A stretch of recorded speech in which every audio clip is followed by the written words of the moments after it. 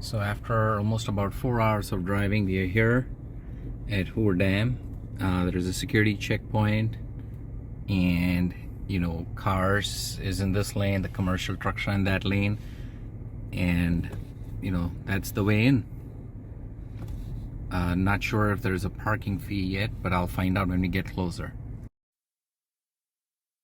All right, so we are finally here. We're late, obviously. Uh, it's past noon Pacific time, and it's very crowded. The weather's really nice. We had to come all the way, circle around, and come to parking lot number 12. And the good, smart thing is you don't have to turn around and walk this way. They have stairs to go down. The approximate parking cost is around $10. And so we are hoping on doing this tour if we get a chance to. But you can see this is the main dam, the curved dam. They built this bridge afterwards, which we came on.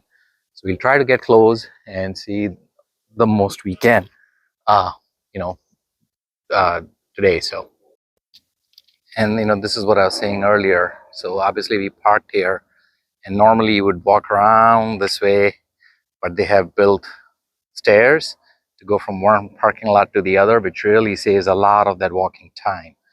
Um, Beautiful day. So this is the main river, right? That this dam holds, and usually the water levels can come up high. A little bit about its history. I think it was built right in the Great Depression era in 1920s and 1930s. They had like a 7-year period that they gave them to build, but they rushed it and got it done within 2 years in advance, because had they not gotten it done in time, there was like a $3,000 fine each day. And $3,000 in 1920s and 30s was a lot of money. But as we go more for the tour, there is a lot more history that needs to be covered. But definitely one of America's national assets, and it provides a lot of electricity to maybe like 1.2 million people.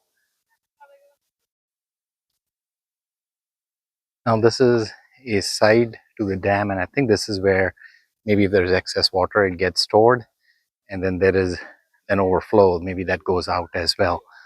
But pretty deep. The Hoover Dam by itself, when you look on the other side, is going to be like 60-story building. So when we go on the other side, we take a look at that. But those on top are parking garages too. These are just views as we are walking to the visitor center. All right, this is another angle here, and this is the other side of the dam when they release the water and everything. So I think that's their power plant and the turbines, right? And you can see all these power stations and how they generate the power from here, and then it's circulated or disseminated uh, in, I think, at least 4 states, if not 7. So we are going to try to go and see if we can take that turbine power plant tour and do this. But the amount of concrete that's been used for this dam, if they were to make a road from that concrete, it would cover from one end of the United States to the other. So that just tells you how much material is gone in making this. And the other interesting part is that concrete, it's over 100 years old, right? Or it's coming up on 100 years. The concrete is still settling. It's not all done. And they didn't pour the concrete all at once. They had to pour it in blocks and do it in a certain way. So hopefully we learn more of that on the tour. Um, and again, like I said, it's America's national asset. During World War II, there were threats to this dam from our enemies, and the security was really beefed up. And I think there was one fine point where they thought somebody would be coming in and blowing up the turbine station and cut out power. And this power was actually going to Southern California, where they were manufacturing the Boeing or the jets and the military equipment for the war after Japan bombed Pearl Harbor. So a lot of history. you know, feel blessed to come here. And I think this dam is crosses over Arizona and Nevada. So you do have Arizona time, and I'm assuming on the other side we'll see Nevada time as well.